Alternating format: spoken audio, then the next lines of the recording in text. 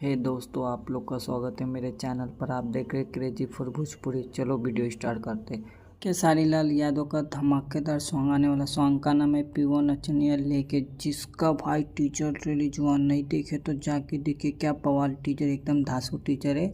और मेरे चैनल पर नए रहोगे तो ऐसे ही अपडेट पाने के लिए मेरे चैनल को सब्सक्राइब करके रखो। भोजपुरी का हर खबर सबसे पहले मेरे चैनल पर आता। और वीडियो को लास्ट तक ले देखो। पावर स्टार पवन सिंह का भी एक सॉन्ग के बारे में बात करने वाला हूँ। अब बात करते खेसारी लाल यादव का। ये सॉन्ग कब रिलीज होने वाला है। इसको गाया है खेसारी लाल यादव और शिल्पी राज, और एक्ट्रेस नजर आने वाला रानी, और इसके राइटर है सुभद्रा लाल सोहरा, और म्यूजिक डायरेक्टर है अनुराग राजा। और पावर स्टार पवन सिंह का बहुत जल्द एक न्यू सॉन्ग का फर्स्ट लुक पोस्टर आएगा। आज या कल में सॉन्ग का फर्स्ट लुक पोस्टर आने वाला है और बहुत ज़बरदस्त आने वाला है। अब बात करते हैं खेसारी लाल यादव का ये सॉन्ग कब रिलीज होने वाला है।